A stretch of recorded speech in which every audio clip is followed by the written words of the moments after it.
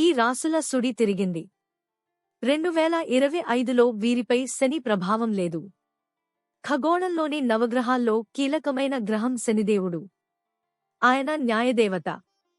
చేసిన కర్మలను బట్టి ఫలితాలను ప్రసాదిస్తుంటాడు. ఒక రాశి నుంచి మరో రాశిలోకి సంచారం చేయడానికి 2.5 సంవత్సరాల సమయం తీసుకుంటాడు. శనిదేవుడి మార్పు అన్ని రాశులపై పడుతుంది. ప్రస్తుతం కుంభరాశిలో ఉన్న శని వల్ల ఏలినాటి శని, అర్ధాష్టమ శని ప్రభావం ఉంటుంది. కొత్త సంవత్సరంలో శనిదేవుడు మీనరాశిలోకి ప్రవేశించగానే కర్కాటకం, వృశ్చిక రాశులకు అర్ధాష్టమ శని ప్రభావం తొలగిపోతుంది. ఏలిననాటి ప్రభావం తగ్గిపోతుంది. కుంభరాశి, మీనరాశి, మకర రాశులవారికి ఏలిన నాటి శని ప్రభావాన్ని ఎదుర్కొంటున్నారు. వీరికి కూడా కొత్త సంవత్సరంలో వీటి నుంచి విముక్తి కలగబోతోంది. శనిదేవుడు కుంభరాశి నుంచి మీనరాశిలోకి మారడం వల్ల కొన్ని రాశుల వారికి ఆర్థికంగా అనేక ప్రయోజనాలుంటాయి. కొత్త సంవత్సరంలో ఆర్థికంగా బలపడతారు. ఉద్యోగస్తులకు పై అధికారుల నుంచి మద్దతు లభించి కార్యాలయాల్లో మంచి పేరు సంపాదించుకుంటారు.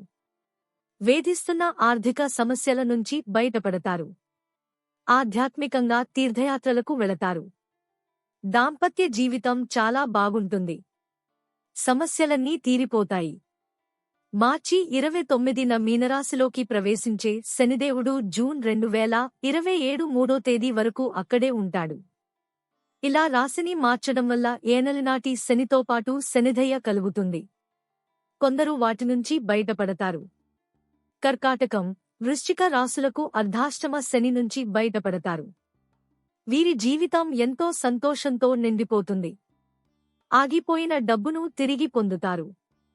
వ్యాపారస్తులకు చాలా అనుకూలంగా ఉంటుంది. లాభాలుంటాయి.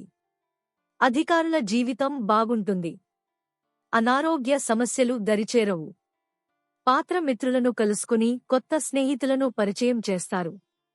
సమాజంలో గౌరవం పెరుగుతుంది. కుటుంబ సభ్యుల మధ్య అనుబంధం బలపడుతుంది. కుటుంబ సభ్యులతో కలిసి తీర్థయాత్రలు చేస్తారు. వ్యాపారంలో కొత్తవాటిపై దృష్టి కేంద్రీకరిస్తారు. ఈ వీడియో మీకు నచ్చినట్లయితే లైక్ చేయండి, షేర్ చేయండి, మా ఛానల్ని సబ్స్క్రైబ్ చేయండి.